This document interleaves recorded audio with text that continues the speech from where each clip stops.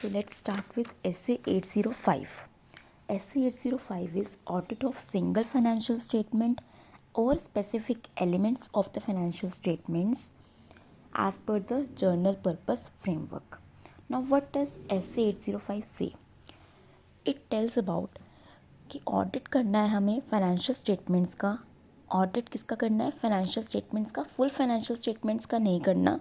इसमें हमें financial statements वो लेने हैं, सिंगल फाइनेंशियल स्टेटमेंट्स या फिर specific elements of the financial statement. For example, अगर हमें कहा गया है कि आप ऑडिट करिए सिर्फ बैलेंस शीट का, या सिर्फ प्रॉफिट एंड लॉस अकाउंट का, या ओनली ट्रेड रिसीवेबल्स का, या ओनली डेटर क्रेडिटर लिस्ट, तो हम इसका ऑडिट किसके अंडर करेंगे? SA 805 के अंडर।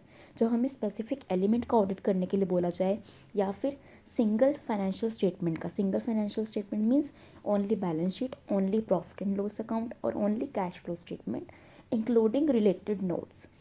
अगर आपको इस तरीके से ऑडिट करना है तो हम SA 805 को कंप्लाई करेंगे as per the general purpose framework. अब कभी कभार क्या होता है कि अगर हमें स्पेसिफिक एलिमेंट का ऑडिट करना है, फॉर एग्जांपल हमें डेटा क्रेडिटर लिस्ट का ऑडिट करना है as per the contractual agreement या as per the Ind AS provisions, या हमें पर्टिकुलर इंटेंडेड यूज़र के लिए ही ऑडिट करना है, तो इसमें हमारे दो पॉइंट्स आ जाते हैं। एक तो आ रहा है कि स्पेसिफिक एलिमेंट का आप ऑडिट कर रहे हो, दूसरा as per the special purpose framework कर रहे हो ऑडिट। इस केस में हमारे दो वैसे आप कंप्लाई करेंगे। SA 805 क्यों कंप्लाई कर रहा है? क्योंकि हम स्पेसिफिक एलिमेंट का ऑडिट कर रहे हैं। एंड SA 800 क्यों कंप्लाई करेगा? क्योंकि हम as per the special purpose framework audit कर रहे हैं। तो इसलिए इस केस में दो ऐसे कंप्लाई करेंगे। बट अगर आपको सिंपल क्वेश्चन में बोला हुआ है कि हाँ आप ऑडिट करिए सिंगल फाइनेंशियल स्टेटमेंट का या स्पेसिफिक एलिमेंट का as per the general purpose framework, तो सिर्फ SA 805 कंप्लाई करेगा। नाउ व्हाट डज SA 805, कहाँ पे हमारा ये कंप्लाई नहीं करेगा? अगर for example there is a company XYZ limited जिसकी 3 ब्रांचेज हैं, X limited, Y limited and Z limited. अगर हमें X लिमिटेड का ऑडिट करना है, X लिमिटेड के फाइनेंशियल स्टेटमेंट्स का ऑडिट करना है, तब SA 805 कंप्लाई नहीं करेगा। दैट मीन्स SA 805 कॉम्पोनेंट या किसी ब्रांच की फाइनेंशियल स्टेटमेंट्स का ऑडिट करना is not covered under SA 805।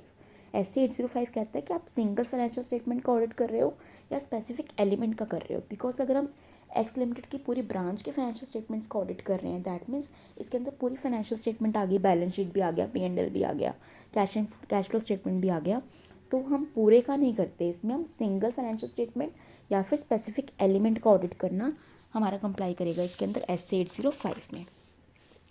अब इसमें भी हमारे वही 3 पॉइंट्स हैं कि हमें इसमें 3 चीज़ों को ही ध्यान में रखना है, स्पेशल कंसिडरेशंस जो हमें देखनी है। First is acceptance of the engagement, कि हमें कब एक्सेप्ट करना है ऑडिटर को, ऐसे ऑडिट को, acceptance of the engagement. Second is planning and performance of such engagement, and then forming an opinion and reporting on such single financial statement और specific element. Now first is acceptance of engagement. हमें अब auditor को कब accept करना है ऐसा engagement, कब auditor accept करेगा?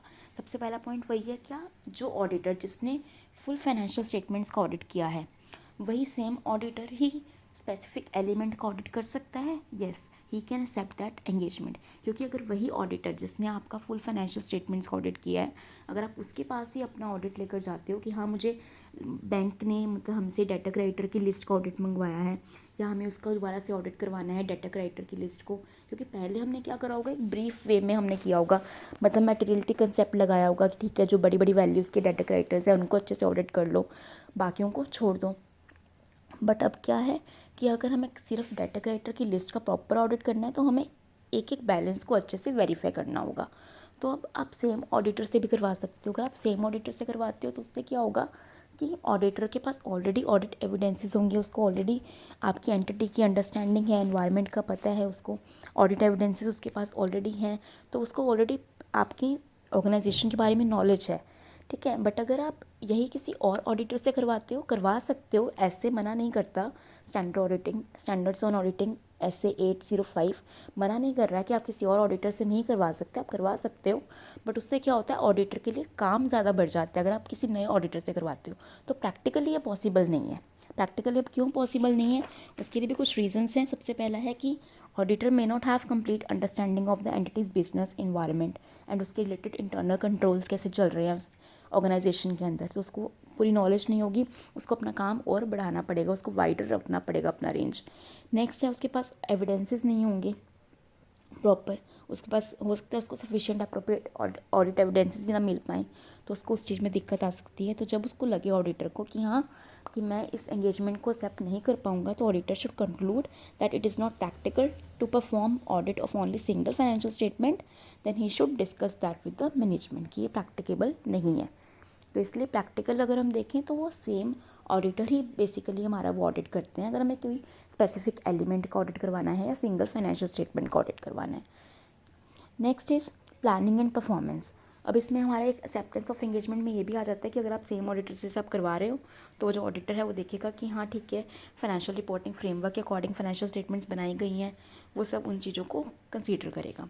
नेक्स्ट है प्लानिंग एंड परफॉर्मेंस। अब जब आपने एंगेजमेंट एक्सेप्ट कर लिया, तो आप प्लान और परफॉर्म करते हो अपना ऑडिट एंगेजमेंट को। प्लानिंग परफॉर्मेंस में आप क्या देखते हो कि जितना जो भी हमें सिंगल फाइनेंशियल स्टेटमेंट का ऑडिट करने के लिए, स्पेसिफिक एलिमेंट का ऑडिट करने के लिए जो हमें ऑडिट एविडेंसेस चाहिए, sufficient and appropriate audit evidences चाहिए, वो हम उसको कलेक्ट करेंगे और उसका ऑडिट करेंगे प्रॉपर तरीके से, सारे एसेस को कंप्लाई करेंगे, 100 से 700 जो भी हमारे एसेस इसमें अप्लाई होते होंगे, जो भी रेलिवेंट होंगे as per the requirement. Next is forming an opinion. अब उसके बाद हम क्या करेंगे, ओपिनियन फॉर्म करेंगे, हम रिपोर्ट देंगे अपने सिंगल फाइनेंशियल स्टेटमेंट पर या फिर स्पेसिफिक एलिमेंट पर जिस पे हमें रिपोर्टिंग करनी है। अब जब आप रिपोर्ट करोगे तो आप इससे पहले देखोगे कि क्या जो हमारा फुल फाइनेंशियल स्टेटमेंट है उस पर हमने क्या रिपोर्टिंग करी हुई है। अब दो केसेस आते हैं। पहला केस हम डिस्कस करते हैं कि अगर हमने फुल फाइनेंशियल स्टेटमेंट्स के ऑडिट पर हमने अनमॉडिफाइड ओपिनियन दिया हुआ है, दैट मीन्स हमने क्लीन रिपोर्ट दी हुई है, अनमॉडिफाइड ओपिनियन दिया हुआ है, तो आप जो आपका स्पेसिफिक एलिमेंट का ऑडिट कर रहे हो या फिर सिंगल फाइनेंशियल स्टेटमेंट का ऑडिट कर रहे हो, तो उस पर भी आप अनमॉडिफाइड ओपिनियन दे सकते हो, उसमें कोई इशू नहीं है। दैट मीन्स अगर फुल फाइनेंशियल स्टेटमेंट्स बिल्कुल ठीक हैं तो हमारी वो भी फाइनेंशियल स्टेटमेंट्स बिल्कुल ठीक हो सकती हैं, स्पेसिफिक एलिमेंट या फिर single financial statement. But the main जो पॉइंट, जो इंपॉर्टेंट पॉइंट है वो कब राइज होता है कि जब आपने फुल फाइनेंशियल स्टेटमेंट में आपने ओपिनियन दिया हुआ है, डिस्क्लेमर ओपिनियन दिया हुआ है या फिर एडवर्स ओपिनियन दिया हुआ है, तब हमें कैसे ओपिनियन देना है अपना सिंगल फाइनेंशियल स्टेटमेंट या स्पेसिफिक एलिमेंट पर, इस पे पॉइंट आता है। अब सबसे पहले हम डिस्कस करते हैं कि अगर हमने ओपिनियन दिया हुआ है एडवर्स या डिस्क्लेमर फुल फाइनेंशियल स्टेटमेंट पर, अब अगर हमें इसी में से ऑडिट करना है किसी स्पेसिफिक एलिमेंट का, for example full financial statement में XYZ कंपनी की फुल फाइनेंशियल स्टेटमेंट में मैंने ओपिनियन दिया हुआ है एडवर्स या डिस्क्लेमर, बट अब मैं इसके ही डेटा क्राइटर की लिस्ट का ऑडिट कर रही हूँ, तो अब क्या होगा, अब डेटा क्राइटर की लिस्ट हो सकता है बिल्कुल मुझे ठीक लग रही हो, इसका बिल्कुल क्लीन हो, हमें कोई इसमें इशू ना हो, तो हम इसमें अनमोडिफाइड ओपिनियन दे सकते हैं, स्पेसिफाइंग 3, अगर ये 3 कंडीशंस हमारी फुलफ़िल हो जाएं। क्या कंडीशंस हैं ये 3? सबसे पहला कि जो स्पेसिफिक एलिमेंट है, जैसे कि हमारे केस में डेटा क्राइटर की जो लिस्ट है ये does not constitute major portion of complete financial statement, कि पूरी कंप्लीट फाइनेंशियल स्टेटमेंट का ये मेजर पोर्शन कॉन्स्टिट्यूट नहीं करता, तब हम कह सकते हैं कि हाँ ठीक है, पूरी फाइनेंशियल स्टेटमेंट में एडवर्स या डिस्क्लेमर है, बट डेटा क्राइटर जो है बहुत छोटा पोर्शन है पूरी फाइनेंशियल स्टेटमेंट का, तो हम इस पर अनमोडिफाइड ओपिनियन दे सकते हैं, that it does not constitute the major portion of the complete financial statement. Second is it is not prohibited by law regulation. Law या रेगुलेशन नहीं कहता कि अगर लॉ या रेगुलेशन कहता है कि हाँ कंप्लीट में आपने अगर दिया हुआ है डिस्क्लेमर तो आप उसमें भी अनमोडिफाइड नहीं दे सकते। अगर कोई ऐसा लॉ रेगुलेशन कुछ नहीं कह रहा आपको, तो आप उसमें अनमोडिफाइड दे सकते हो।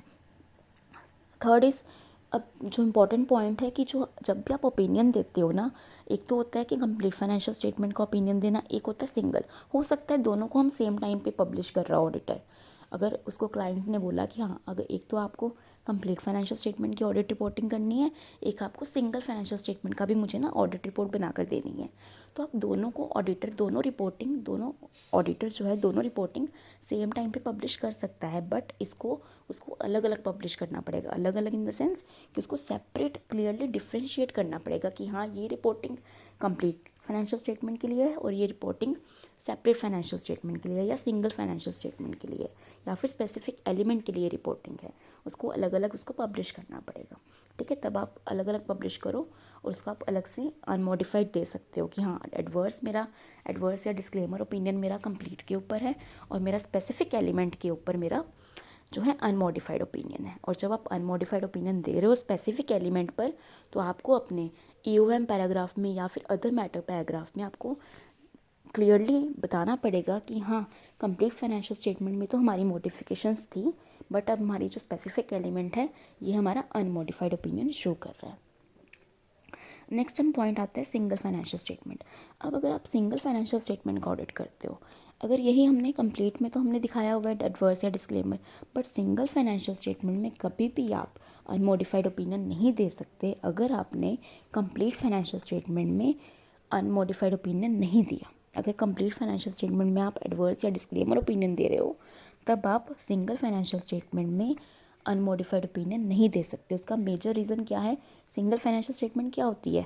बैलेंस शीट सिर्फ या फिर ओनली P&L, और जो ओनली P&L या ओनली बैलेंस शीट जो है वो मेजर पोर्शन कवर करता है हमारी कंप्लीट फाइनेंशियल स्टेटमेंट का। अब जो ओनली बैलेंस शीट है, बैलेंस शीट सिर्फ हमारा मेजर पोर्शन है कंप्लीट फाइनेंशियल स्टेटमेंट का, तो हम ये नहीं कह सकते कि हाँ उसमें तो हमने डिस्क्लेमर ओपिनियन दिया है बट यहाँ पे हम अनमॉडिफाइड देंगे, तो ये चीज़ पॉसिबल नहीं है। अगर आपने वहाँ पे एडवर्स या डिस्क्लेमर दिया है तो आपको सिंगल फाइनेंशियल स्टेटमेंट में भी एडवर्स या डिस्क्लेमर ओपिनियन ही देना पड़ेगा, क्योंकि वो कंट्रोवर्शियल हो जाएगा पॉइंट अगर आप उसमें डिस्क्लेमर दे रहे हो और यहाँ पे अनमॉडिफाइड दे रहे हो सिंगल में, तो ये चीज़ पॉसिबल नहीं है। नेक्स्ट यही है कि आपका इसमें अगर आप सिंगल फाइनेंशियल स्टेटमेंट में आप नहीं दे सकते एंड स्पेसिफिक एलिमेंट में आप अनमॉडिफाइड ओपिनियन दे सकते हो, स्पेसिफाइंग कि आपको अदर मैटर पैराग्राफ में स्टेट करना पड़ेगा, एक अपना पूरा मेंशन करना पड़ेगा कि हाँ कंप्लीट फाइनेंशियल स्टेटमेंट में तो हमारा ओपिनियन ये था, बट अभी हमारा ओपिनियन इसमें स्पेसिफिक एलिमेंट के ऊपर हमारा ओपिनियन जो है अनमॉडिफाइड ओपिनियन हम दे सकते हैं। ठीक है, तो this is all about SA 805 audit of single financial statement और द स्पेसिफिक एलिमेंट।